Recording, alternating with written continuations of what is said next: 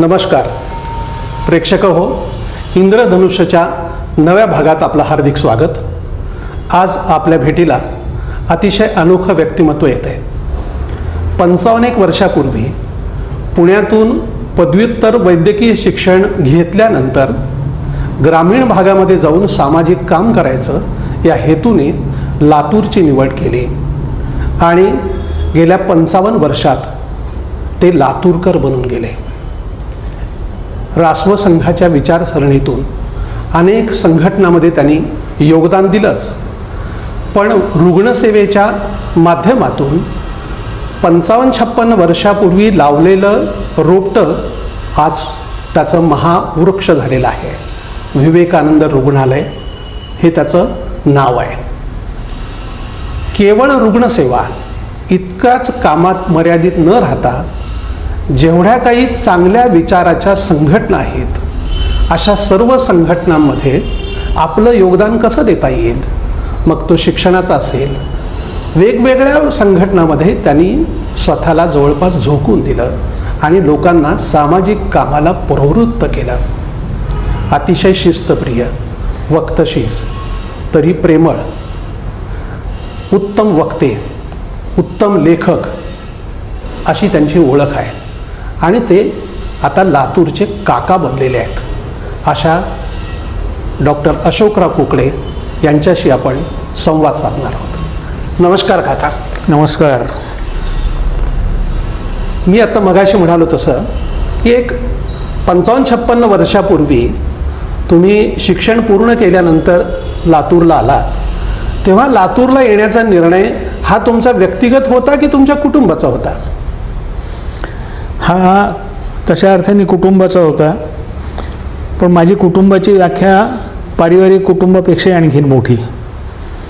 कुटुंब म्हणजे माझ्या पत्नीला तर लग्नापूर्वीच मी सूचित केलं होतं की व्यवसायासाठी मी पुण्यात न थांबता पुण्याबाहेर मागास क्षेत्रात कुठेतरी जाईन. त्यामुळे त्या दृष्टीने कुटुंबाचा निर्णय होता. माझ्या पालकांनी, वडिलांनी जे पुण्यातले ख्यातनाम डॉक्टर होते त्यांनी विरोध कुठलाच केला नाही, अनुकूलता दर्शवली. पण परिवार म्हटल्यानंतर मी संघ परिवार असं म्हणू शकेन की संघ परिवाराच्या संमतीने, सहमतीने हा निर्णय केलेला होता. त्यामुळे त्या दृष्टीने हा पूर्ण परिवाराला गुंतवून केलेला निर्णय होता असं म्हणता येईल. तुम्ही जेव्हा सुरुवात केली, अगदी सुरुवातीला या रुग्णसेवेचं स्वरूप काय होतं आणि आता एक डोलारा जो उभा राहिला आहे, हे तुम्ही स्वप्न बघितलं होतं, त्यानुसार झालं की ते स्वप्न विकसित होत गेलं? या भागात आम्ही यायचं ठरवलं. त्या भागामध्ये रुग्णसेवा त्यावेळेला फार कमी प्रमाणात मिळत होती. हा सगळा जुना निजामशाहीचा भाग पश्चिम महाराष्ट्राच्या साधारणपणे निदान एक 7 दशकं मागे सर्व दृष्टीने. त्यामुळे वैद्यकीय सेवा फार प्राथमिक अवस्थेत होत्या. ज्या काही होत्या त्या शासनाच्या अतिशय अपुऱ्या. म्हणून खाजगी क्षेत्रात आपण उत्तम वैद्यकीय सुविधा, शल्यचिकित्सा, बाळंतपणाच्या सुविधा, लॅबोरेटरीची सुविधा, ॲनेस्थेशियाची सुविधा, गंभीर आजारावरती उपचार करण्याची सुविधा, वेगवेगळ्या चिकित्सा, क्षकिरण चिकित्सा याची उपलब्धी, या सगळ्याच्या माध्यमातून काम करायचं आम्ही ठरवलं. म्हणून रुग्णालय स्थापना हा त्यातला पहिला भाग होता. आणि संघ कार्यकर्ता असल्यामुळं संघकाम आणि त्याचबरोबर सार्वजनिक उपक्रमात सहभागी होणं हे अगदी पहिल्या वर्षापासून नव्हे, पहिल्या दिवसापासून आम्ही सुरू केलेलं होतं. असं म्हणता येईल की डोळ्यासमोर हे चित्र तर होतंच की व्यक्तिगत व्यवसाय आपल्याला करायचा नाही, कारण व्यवसाय सुरू करतानाच आम्ही तिघं होतो. चौथाही त्याच्यात अदृश्यपणे, आजच्या भाषेत म्हणायचं झालं तर व्हर्च्युअली होताच. परंतु हे व्यापक करायचं हे स्वप्न डोळ्यासमोर निश्चितपणे होतं. केवळ आपल्याला छोटं उद्दिष्ट डोळ्यासमोर ठेवून व्यक्तिगत काम, चिकित्सा, व्यवसाय, द्रव्य अर्जन करायचं हा हेतू डोळ्यासमोर अजिबात नव्हता निश्चितपणे. तुम्ही आत्ता जे विकसित झालेलं जे आहे ते बघ हळूहळू विकसित होत गेलं सगळ्या डोलारा, की त्यावेळेस तुम्ही ते बघितलं होतं स्वप्न? स्वप्न निश्चितपणे पाहिलं होतं. आता त्यातले सगळे तपशील काही डोळ्यासमोर नव्हते, परंतु आपल्याला मोठं व्हायचं आहे. म्हणजे मला अगदी पहिल्या वर्षात 2 वर्षात केव्हा तरी चर्चेत ते म्हटलेलं होतं की आम्हाला इथे मेडिकल कॉलेज सुरू काढायचं. अरे वा. आता मेडिकल कॉलेज काढायचं म्हणजे काय करावं लागतं ही त्यावेळेला ही कल्पना होती ना. त्यामुळे तपशील जरी भरलेले नव्हते तरी आपलं संस्थात्मक जीवन राहणार आणि आपल्याला खूप मोठं व्हायचं आहे हा संकल्प आम्ही 2घात बोलून दाखवत होतो, 4घात बोलून दाखवत होतो आणि 25 जणांत बोलून दाखवत होतो. अर्थात हे विकसित होत गेलं, टप्प्याटप्प्याने होत गेलं, कारण अडथळ्यांची शर्यत तर होतीच अनेक वर्ष, त्यामुळे टप्प्याटप्प्याने विकसित होत गेलं. पण दृष्टी पक्की होती आणि त्या दृष्टीने या मार्गावरतीच वाटचाल चालू राहिली. तुम्ही जेव्हा सुरुवात केली ना, तुम्ही स्वतः आणि तुमच्याबरोबरचे जे 4 जण होते ते सगळे एका ध्येयाने, विचाराने प्रेरित झालेले आणि आपल्याला काहीतरी भव्य देव उभारायचं आहे या ध्येयाने ते पछाडलेले होते आणि त्यामुळे सगळेजण तुमच्यासोबत होते. पण नवी मंडळी जशी जशी तुम्हाला जोडत गेली तर त्या मंडळींमध्ये, त्या भिडूंमध्ये हे तुम्ही कसं संक्रमित केलं? हा खूप अवघड विषय आहे. चिकित्सेचा विषय आहे, लोकांच्या निरीक्षणाचा विषय आहे, टीका करण्याचा विषय आहे, असूयेचाही विषय आहे, कारण त्याच्यातून काही ना काही घडलं आहे. पण हा अवघड विषय होता, यात शंका नाही की. संघाच्या कामात राहिलो होतो त्यामुळे संघात अशी परंपरा झालेली मी अनुभवत होतो. पण इथे व्यवसायामधलं हे काम होतं, त्यामुळे व्यवसाय या दृष्टीने याचा विकास होणं तो उत्तम चालेल, त्याच्यासाठी चांगले गुणवत्तेचे आणि या विचाराचे सहकारी मिळायला पाहिजेत, ही इच्छा, अपेक्षा आणि प्रयत्न होते. त्यामुळे याच्यामध्ये ट्रायल एरर खूप झाली, अनेकांवर प्रयोग झाले. असं म्हणता येईल की 10 जणांवर प्रयोग झाले तर त्यातले 1 किंवा 2 जणांवर यशस्वी होऊ शकतात. पण हे यशस्वी होऊ शकतात असं 50 वर्षांनी सिद्ध झालेलं आहे. कारण आता रुग्णालयात 4थी पिढी काम करते आहे. पिढीमध्ये फरक तर पडत जातो, आपल्या कुटुंबात पडत जातो, संघात पडत जाताना मी पाहिलेलं आहे. आमच्याही याच्यामध्ये 4थ्या पिढीपर्यंत काही फरक पडलेले आहेत.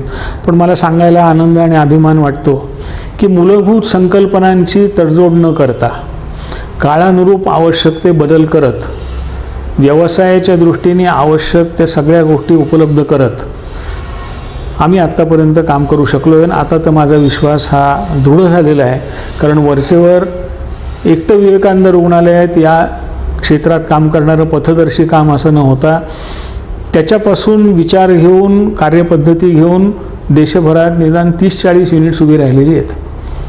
आणि त्यामुळे निश्चितपणे म्हणता येईल की गती कमी असली, व्याप्ती मर्यादित असली तरी सुद्धा हे यशस्वी होऊ शकतं.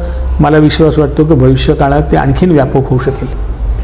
ह्या सगळ्या ह्याच्यात जसं तुम्ही म्हणालात की नवी भिडू जोडताना यात वेगवेगळ्या स्तराचे लोक आहेत. हे तुमच्याकडे अगदी सफाई कामगार आहे, पण त्याला देखील हे रुग्णालय माझं वाटतंय आणि मी काहीतरी वेगळं काम करतोय, अन्य रुग्णालय आणि ह्या रुग्णालयात फरक आहे, ही भावना त्याच्या मनापर्यंत पोहोचवण्यासाठी काय काय प्रयत्न केले, काय उपाययोजना केल्या?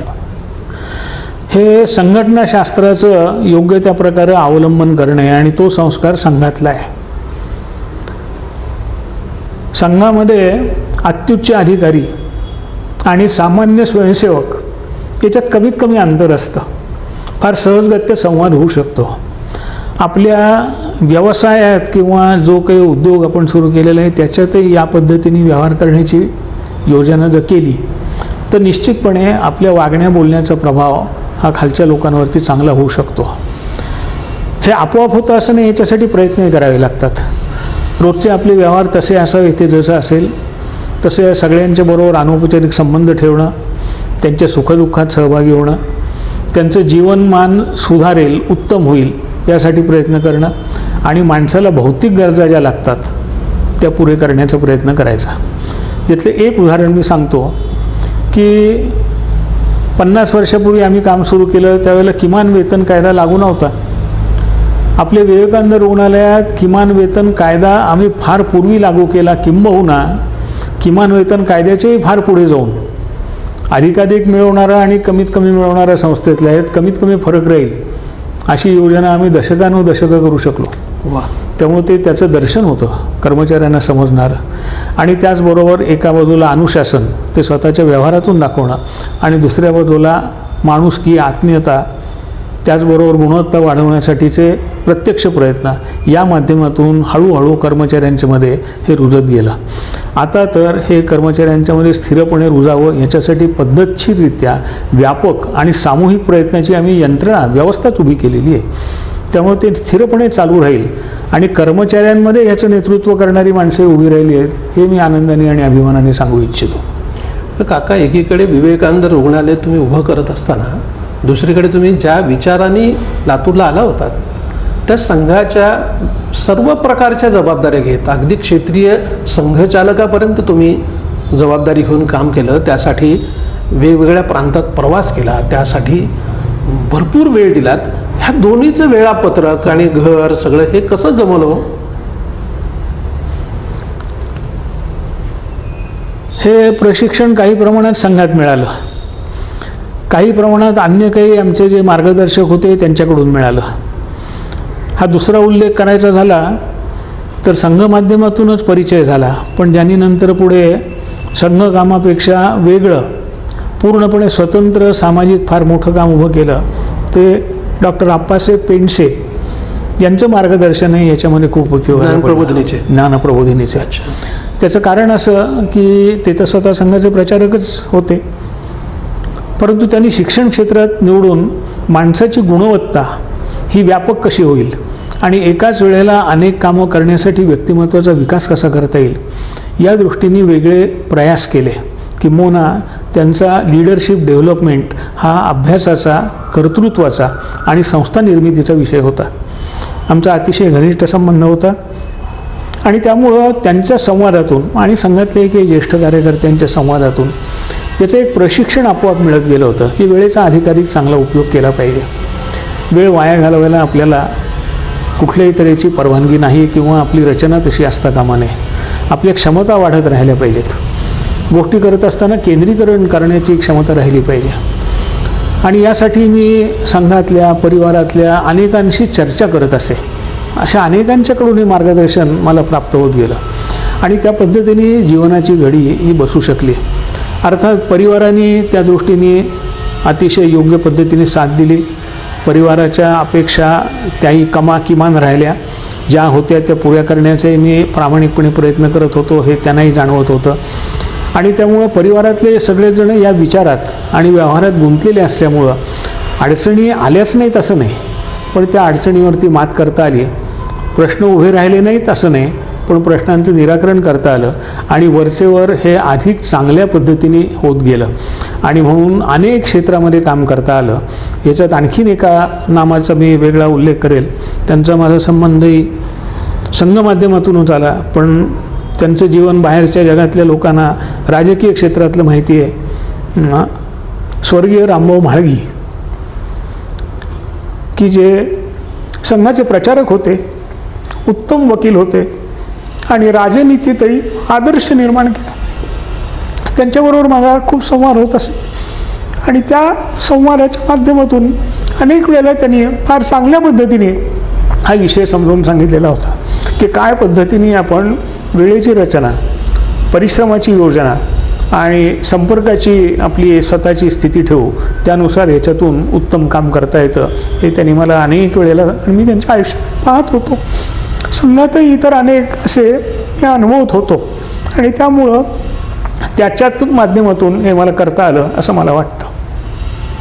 काका, तुम्ही हे काम करत करत आता एक लातूरला जी दुष्काळी स्थिती निर्माण झाली होती त्यावेळेला जलयुक्त लातूर याच्या कामाचं नेतृत्व तुमच्याकडे आलं, किंवा आत्ताचं विवेकानंद रुग्णालयाच्या कॅन्सरच्या ह्याच्यामध्ये रुग्णसेवा सदन हाही प्रकल्प आहे. हे दोन्ही प्रकल्प अतिशय मोठे, त्याच्यासाठीचा लोकसहभाग काही कोटीमधला आणि सगळ्यांना सोबत घेऊन तुम्ही जलयुक्त तर यशस्वी केलंच आणि आता रुग्णसेवा उभारणीला अतिशय वेग येतोय. तुमच्या मनात असा कधी प्रश्न येत नाही का की अरे हे अर्ध्यातून सोडून गेले तर काय, ते कसं होईल, हे उभं राहील का, असं नकारात्मक तुमचे विचार मनात येत नाहीत का? आता या प्रकल्पापुरतं म्हणायचं झालं तर हे दोन्ही प्रकल्प गेल्या 5-10 वर्षातले आहेत. याला पाठीमागचा इतिहास पाहायला पाहिजे की अगदी सुरुवातीपासून समाजातल्या सर्व प्रकारच्या लोकांशी संबंध ठेवायचा हा संघ संस्कार आम्ही आचरणात चांगल्या पद्धतीने आणू शकलो. मोकळेपणाने संपर्क ठेवायचा आणि त्याला वैद्यकीय व्यवसाय हे माध्यम फार उपयुक्त झालं हे ठामपणे मी म्हणू शकतो. पहिल्या काही वर्षामध्ये विरोध खूप झाला, पण ही विरोधाची धाट बोथर होताना सुरुवातीलाच वेगवेगळ्या विचारधारांचे लोक रुग्ण म्हणून ज्यावेळेला आले आणि त्यांचे अनुभव त्यांनी ज्यावेळेला स्वतःशी परिशीलन केलं असेल आणि त्या माध्यमातून जी आत्मीयता आमच्याबरोबर निर्माण झाली ती वर्षभर वाढत गेली. मी काही नावही या विषयातली घेऊ शकेन की जे पेशंट म्हणून सहवासात आले आणि पुढे आमचेच बनून गेले, कुठल्याही क्षेत्रात काम करू देत ते. मग ते कदाचित कम्युनिस्ट विचारधारेतले असतील, काँग्रेस विचारधारेतले असतील, समाजवादी विचारधारेतले असतील, अगदी बापूसाहेब काळजाते असतील त्या काळातले, माणिकराव सोनावणे असतील काँग्रेसमधले, किंवा पहिल्यापासून ज्यांनी पारदर्शीपणे व्यवहार ठेवून उत्तम सहकार्य केलं, कारण सुरुवातीलाच एकमेकांची ओळख चांगली पडली, ते शिवराज पाटील असतील. परंतु ही सगळी माणसं आपल्या व्यवहाराच्या माध्यमातून जवळ येत गेली. त्यामुळे विरोध ही पहिली भूमिका, विरोधाची धार बोथट ही दुसरी भूमिका, आणि मग प्रत्यक्ष सहभाग ही तिसरी भूमिका, ही गेल्या 5 वर्षात ज्या प्रकल्पांचा आपण उल्लेख केला त्या प्रकल्पाच्या माध्यमातून प्रत्यक्ष दर्शनाला आली. मला असं वाटतं की 40 वर्षाच्या विवेकानंद रुग्णालयाच्या आणि संघ परिवाराच्या विविध कामांच्या माध्यमातून समाजात जी एक विश्वसनीयता निर्माण झाली होती, त्या विश्वसनीयतेचं हे फळ आहे. म्हणजे वरचेवर साचत गेलं, आणि या साचत गेल्यातून लोकांच्या समोर एक प्रतिमा निर्माण झाली की अरे इथे जे काही होईल ते चांगलंच होईल, इथे निश्चितपणे कुठल्याही तऱ्हेचा गैरव्यवहार होणार नाही. याचं एक उदाहरण शेवटचं मी देतो. त्याला 30 वर्ष झाली आता भूकंपाचं, की भूकंप काळामध्येच काम भरपूर करू शकलो. त्यावेळेला काही सगळे बाकीचे लोक आमच्याबरोबर होते अशी स्थिती नाही, पण त्यावेळेला आमचे एक सहकारी जे मूळ संघातले नाहीत, अन्य कुठल्या तरी कामातून पुढे आलेले पण आमच्याबरोबर राहिले त्या काळात, ते म्हणत असत की अरे आपल्याला 100 रुपये लोकांनी दिले ना, आपण 120 रुपयाचं काम करतो आणि तसंच करत राहिलं पाहिजे. इतर ठिकाणी 100 रुपये दिले तर निदान 20 रुपये ॲडमिनिस्ट्रेशनचे जातात, 80 रुपयाचं काम होईल, ते चांगलं म्हणतात. आणि मग कमी कमी होत त्यातलं 50 रुपयाचं काम झालं तरी सुद्धा पुष्कळ झालं. अशी बाहेरच्या जगाची स्थिती असते. पण त्यावेळेला आम्ही हे करून दाखवलं की आम्हाला 100 रुपये मिळाले तर आम्ही 100 रुपयाचं काम देत होतो. हे वरचेवर जी समाजामध्ये विश्वसनीयता उत्पन्न झाली, त्या माध्यमातून जलयुक्त लातूरच्या वेळेला केळेवाल्यापासून ते आमचा सिने नट चिरंजीव देशमुख 25 लाख देणारा रितेश देशमुख आणि रितेश देशमुख आणि 500 रुपये देणारा केळीवाला, अशा सगळ्यांनी सहभाग केला.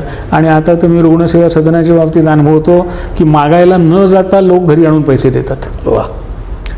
ही सगळी जी वाटचाल आहे ही वरचेवर आपल्या कामाच्या माध्यमातून, व्यवहाराच्या माध्यमातून, संबंधातून आणि संवादाच्या पद्धतीतून विकसित झाली आहे असं मला वाटतं. आणि ही सगळी संघ कामाची देण आहे. खरं काका, की एकतर आपल्या ह्या सगळ्या कामाच्या ह्याच्यामध्ये जसं तुम्ही म्हणाल तुमचा सगळीकडे व्यापक संपर्क राहिला, म्हणजे एका संघाच्या विचाराने रुग्णसेवा करत असलेली एक व्यक्ती पुण्याहून आलेली आहे, आणि 50-55 वर्षाच्या कार्यकाळामध्ये तुम्ही सगळ्या लोकांचे म्हणजे लातूरकरांचे काका झालात. ही प्रक्रिया कशी होत गेली आणि त्यासाठी तुम्ही काय मेहनत घेतली? ही प्रक्रिया मी मगाशी सांगितले तसं हळूहळू विकसित होत गेली. सहकार्याची भावना लोक का करतात, तर आपण केलेल्या सहकार्याचं चांगलं काहीतरी चीज होतं, ज्यावेळेला अनुभवाला येतं त्यावेळेला सहकार्याची भावना लोकांची ही वरचेवर वाढत जाते. हे वर्तुळ वरचेवर वाढत जातं.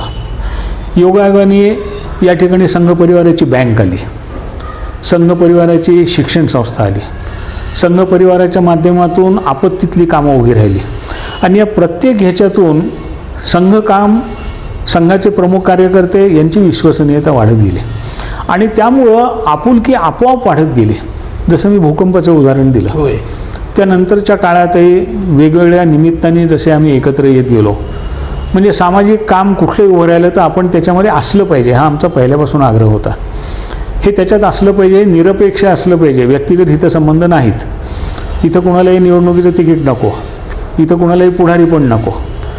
हे सगळं समाजासमोर येत गेल्यामुळं, आणि हे स्वाभाविकपणे एक व्यक्ती नाही, समूह, महासमुद्र पहिल्यांदा विवेकानंद रुग्णालय म्हणून असेल, मग संघ कार्यकर्ते म्हणून असेल, आणि मी मगाशी उल्लेख केला ती वेगळी कामं, की जसं शिक्षण संस्थेच्या कामातही मी गुंतलो होतो, होय, तिथे पदाधिकारी होतो. मला आठवतं आहे, म्हणजे निदान मी 4 फार मोठ्या काँग्रेस नेत्यांची नावं सांगू शकेन की जे आपले पाल्य आमच्या शाळेत घालायला आले. आणि म्हणताना अगदी स्पष्ट म्हणले, म्हणजे एक तर आमदार होते त्यातले, ते म्हणले तुमच्या शाळेत घालायचं आहे माझ्या मुलाला. म्हटलं आमच्या शाळेत कशाला?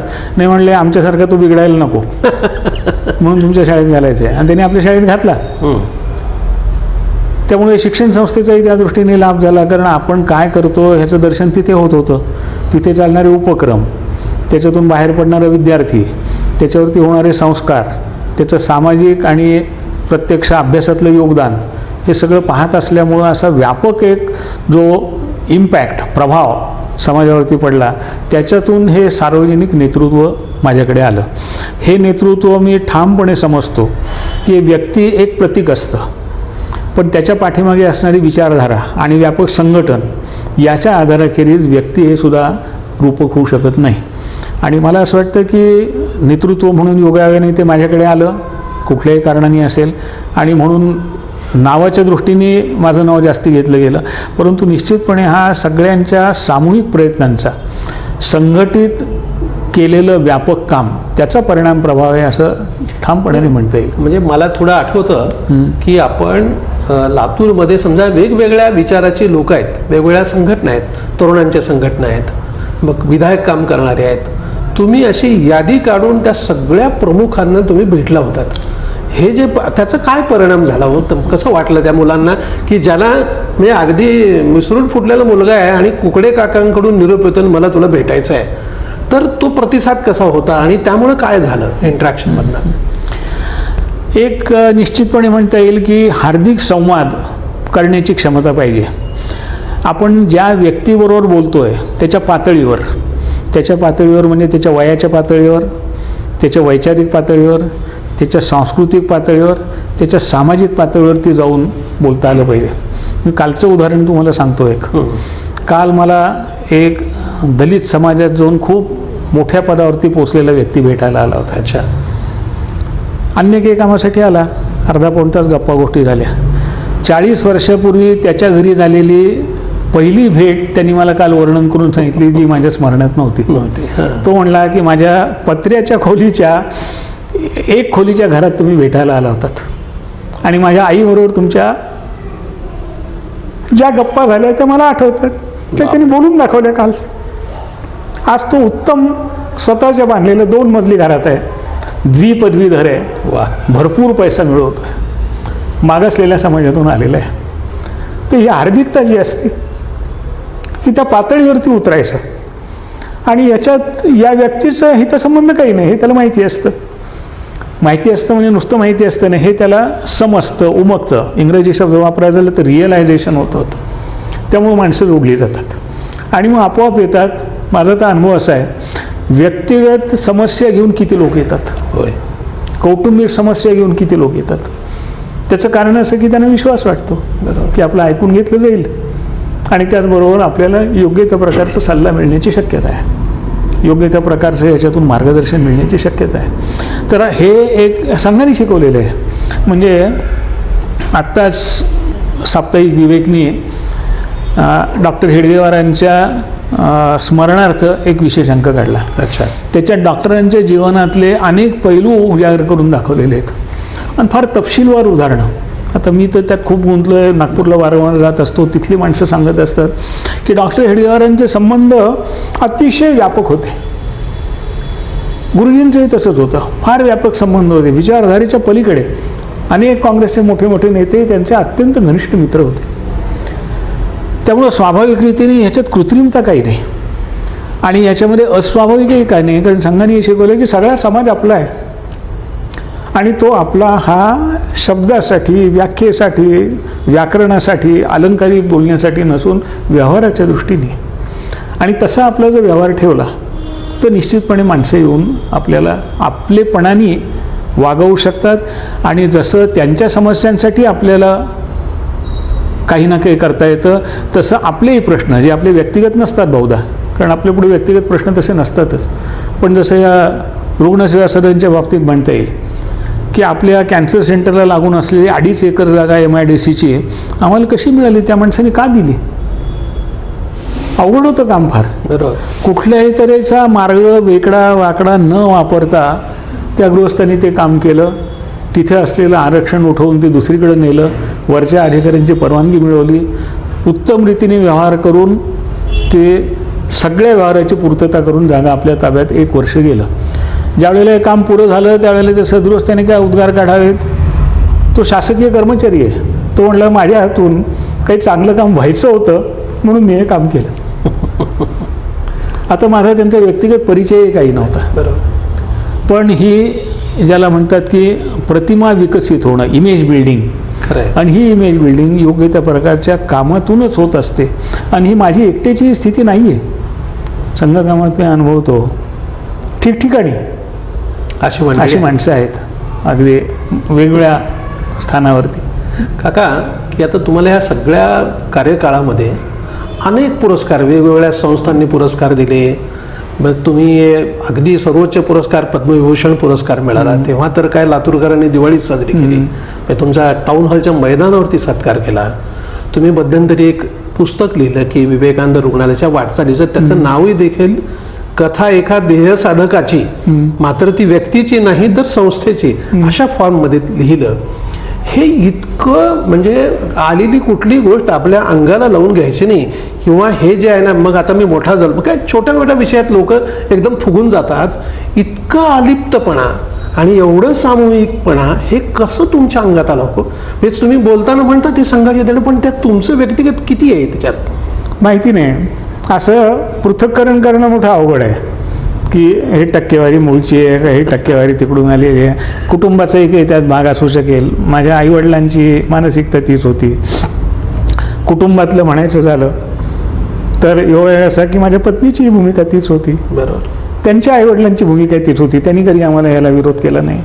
नुसता विरोध केला नाही असं नाही, तर पूरक राहिले. त्यामुळे हे सामूहिकता आहे सगळ्यांची. आता मी म्हटलं तसं की याच्यातली टक्केवारी मोजणं फार अशक्य असतं, परंतु जोपासली जाते ती निश्चितपणे. ती मूळ संस्कार जो आलेला असतो त्याच्यातून ती जोपासली जाते आणि त्याचा तो परिणाम असतो निश्चितपणे. आता एक शेवटचा प्रश्न काका, की आता तुम्ही ज्या पद्धतीने काम करत गेलात आणि तुमच्या सोबतच्या मंडळींनी काही ध्येयाने काम करतायत, आणि जेवढी काही मंडळी आहेत त्यांना मग काही ना काही आपण वेगळं करतो ती भावना होते. पण आता नवी जी पिढी आहे ती आधुनिक होत चालली आहे, ती प्रागतिक आहे, परंतु आत्मकेंद्री बनत चालली आहे. आणि त्याच्यामुळे आगामी काळामध्ये सामाजिक काम उभं करणं हे अतिशय अवघड होत जाणार असं लोक म्हणतात. तर या सगळ्या ह्याच्याकडे तुम्ही कसं बघता आणि काय व्हायला पाहिजे पुढच्या टप्प्यात? हे सगळं जे वर्णन आहे ना, हे अर्ध सत्य आहे असं मला वाटतं. मग त्यात तथ्य असतं आणि हे तथ्य मी अगदी लहान होतो तेव्हापासून ऐकत आलो की तुमची पिढी नालायक आहे.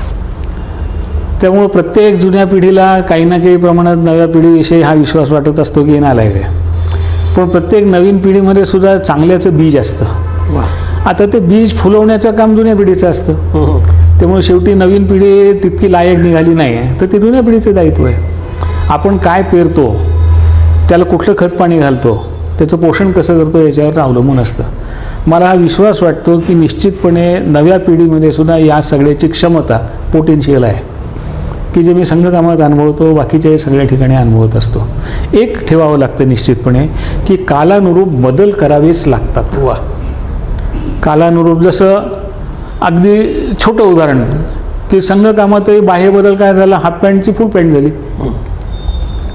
संघकामात तत्वात सुद्धा बदल झाला. काही जी तत्व आम्ही सांगत होतो, अगदी उदाहरण द्यायचं झालं तर एक चालकांवरतीत्व. होय. आमच्या तृतीय संघचालकांनी सांगितलं हे तत्व इथून पुढे नाही आम्हाला लागू. ज्या काळात ते मांडलं गेलं त्या काळाची ती गरज होती, आज नाही मांडलं गेलं. तर अगदी मूलभूत कुठलं असेल हिंदू संघटना या तत्वाशी तर जोड नाही, पण बाकी व्यवहार पद्धतीमध्ये आमचे बदल होत जातील. रुग्णालयाच्या बाबतीत आम्ही तेच करत राहिलो. त्यामुळे मूलभूत धारणा या जोपासल्या जाऊ शकतात. किंबहुना मला तर असं वाटतं, मी बाहेरच्या क्षेत्रातही खूप फिरत असतो, अनेक जणांना असं वाटतं की झालं पाहिजे पण स्वतः करता येत नाही. कसं करावं म्हणून सल्ला विचारतात. आणि मग अशी छोटं उदाहरण दिलं की 50 वर्षापूर्वी सबंध देशात संघ विचारांनी या पद्धतीने चालणारा वैद्यकीय क्षेत्रातला एक प्रकल्प होता. बरोबर. आज निदान 50 पाऊंडचे प्रकल्प उभे आहेत अगदी याच पद्धतीने चालणारे, आणि त्यातले 2-4 प्रकल्प तर आमच्याही पुढे गेलेले आहेत हे ध्यानात येतं. याचा अर्थ असा की कमी गतीने असलं तरी सोय समाजात रुजू शकतं. हा एक भाग. एक लक्षात ठेवलं पाहिजे, तुम्ही न विचारलेल्या प्रश्नाचं उत्तर देतो किंवा तुमच्या मनात तो असू शकतो की बोलतं तितकं सोपं तर नसतं, यात शंका नाही. खरं आहे. मी लिहिलेल्या पुस्तकाला डॉक्टर अभय बंग यांनी प्रस्तावना लिहिलेली आहे. होय. त्यांनी सुरुवातीलाच लिहिले मी संघाचा माणूस नाही. किंबहुना एकेकाळी ते संघाचे कट्टर विरोधक होते, कारण ते ते कट्टर गांधीवादी आहेत. अच्छा. आणि संघावरती तर अजूनही आरोप केला जातो की गांधींचे हत्यारे आहेत. बरोबर. तसंही असताना त्यांनी नुसती प्रस्तावना लिहिली नाही, तर अतिशय उत्तम ॲप्रिसिएशन या सगळ्या प्रकल्पाचं केलेलं आहे. ते लिहिताना त्यांनी लिहिलं आहे की कथा वाचताना असं वाटतं की हे सगळं फारच स्मूथ आहे, परंतु असं स्मूथ कधी नसतं. याच्यामध्ये खूप चढउतार असतात, वेगवेगळे अनेक निराश करणारे प्रसंग असतात आणि याचं डॉक्टर कुकडेंनी वर्णन केलेलं नाही. मी पुढच्या आवृत्तीच्या वेळेला हे लिहिलं की डॉक्टर अभय बंग यांनी जे लिहिलेलं आहे ते 100% सत्य आहे, की असं कधीच नसतं, व्यामिश्र स्वरूप असतं गुंतागुंतीचं. खरं आहे. लोकांच्या समोर यातलं पॉझिटिव्ह म्हणजे ज्याच्यातून काहीतरी निर्मित होऊ शकतं तेच आलं पाहिजे. बरोबर. आणि जे सहन करावं लागतं ते सहन केलं पाहिजे. ते सहन करण्याची क्षमता ही विकसित करावी लागते. ती मनात असते, मुळात असू शकते, संस्कारातून विकसित होते, जोपासावी लागते. आणि एक दुर्दम्य इच्छाशक्ती ही संघाने दिलेली आहे, त्याच्या आधारावरती काम होतं. धन्यवाद काका, आपण वेळ दिलात. नमस्कार. नमस्कार.